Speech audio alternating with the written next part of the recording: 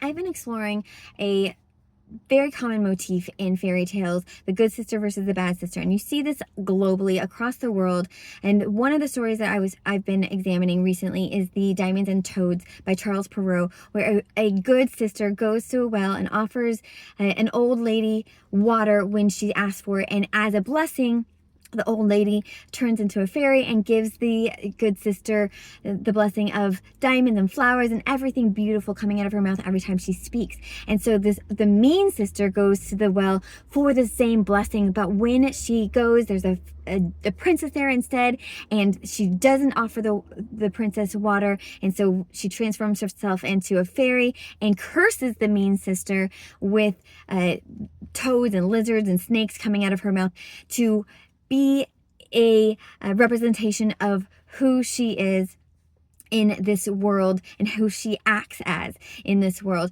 And I want to, in one of the videos I examined the mean sister, but in this video I want to examine the kind sister, because there's a lot of nuance here, because in the time that it's being written, this is really the ideal. The kind sister is the ideal wife, right? Women were intended to be marriageable.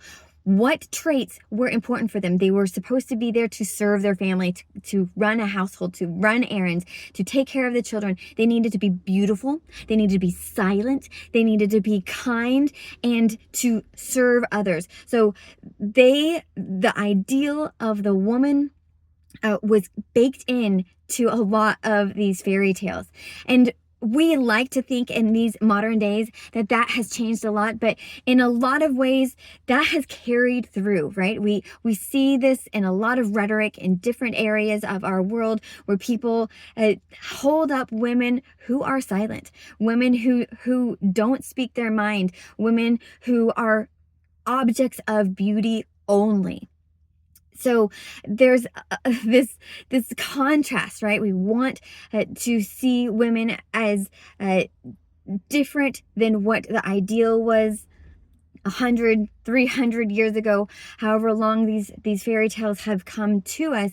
But there's a lot of these roots that are still there. But there are really important elements to these stories, which is why we continue to tell them, because kindness for kindness' sake is so important in today's world, because a lot of times people view kindness as a means to an end. If you are kind to other people, then kindness will come back to you. But really, what we need to be viewing kindness as is a value that we should all be upholding in our world. So the other day, I was at the grocery store, for instance, and I was putting away my groceries and I had my kids. And as I was putting my last bag in the back, a woman came and said, "I can take the cart for you."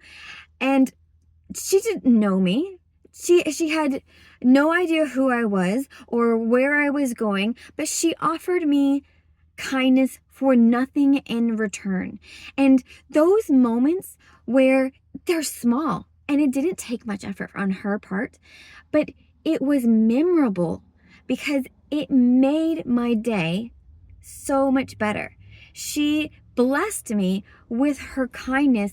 And when we do that, we bless others with their kindness, and it continues throughout the world. And really, that is what we want to be putting out in the world, isn't it? And so that is one reason I think that these fairy tales that have been so popularized throughout every single continent, we see these motifs of mean sister, kind sister in every culture around the world, because even though there's this negative element to the kindness part of the story of this is what the ideal marriageable woman should look like, it also is a trait that we should all be striving for on a daily basis. So I want to ask you, what is one small act of kindness that you have either performed today without looking for a reward, or what is something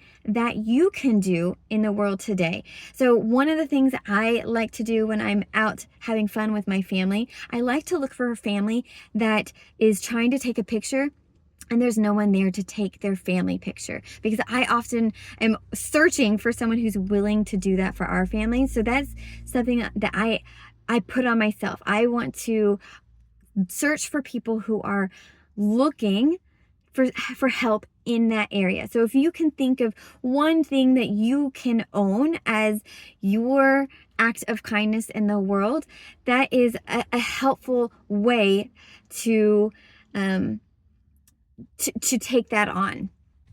I'm Vanessa Y. Rogers, author, speaker, podcaster, and I can't wait to hear your story, because your story is worth telling. Thanks so much.